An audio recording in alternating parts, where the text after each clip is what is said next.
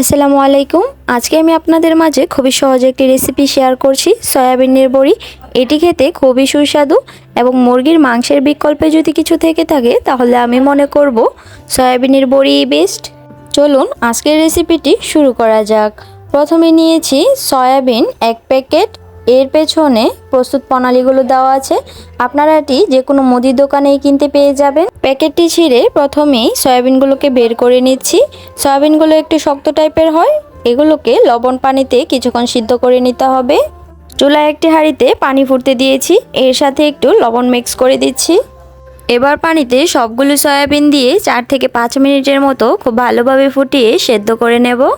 5 minute ফুটিয়ে নেওয়ার পর চুলা থেকে নামিয়ে ঠান্ডা পানি দিয়ে ধুয়ে নেব এবং এর ভেতরে থাকা যে এক্সট্রা পানি আছে সেগুলোকে চেপে চেপে ফেলে দিতে হবে।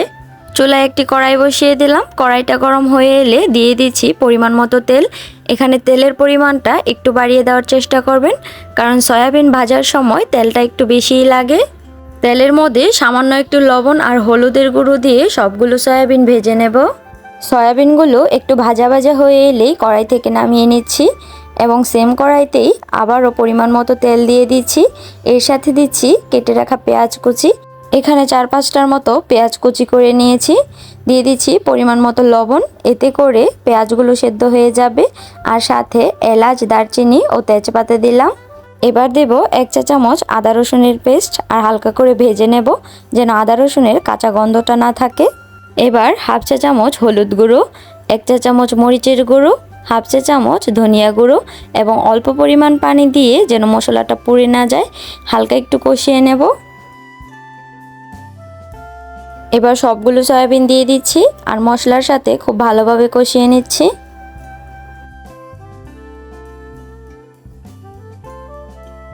আবারও দিয়ে দিব সামান্য পানি, যেন এর ভেতরে ভালোভাবে মশলাগুলো প্রবেশ করতে পারে এবং নেড়েচেড়ে কিছুক্ষণ ভালোভাবে কষিয়ে এর পানিগুলো শুকিয়ে নিতে হবে। একদমই ভাজা ভাজা করে নিতে হবে। আর সয়াবিনের বড়ি কেনার সময় অবশ্যই প্যাকেটেরটা কেনার চেষ্টা করবেন। বাজারে যে খোলাটা পাওয়া যায় সেটাতে অনেক পরিমাণের বালি থাকে। এরপর দিলাম 1/2 চা চামচ জিরা গুঁড়া এবং 1 প্যাকেট ম্যাগি মশলা। ম্যাগি মশলা দেওয়ার ফলে এটা খেতে আরও বেশি টেস্টি হবে, তাই আপনারা রান্না করার সময় অবশ্যই এই মশলাটা অ্যাড করে দেবেন। আমি সয়াবিনগুলো এই প্রসেসে রান্না করলাম, আপনারা চাইলে যে কোনোভাবে রান্না করতে পারেন, তরকারির সাথে বা নুডলসের সাথে, এবং মুরগির মাংসের মতো আলু দিয়েও ঝোল রান্না করতে পারেন।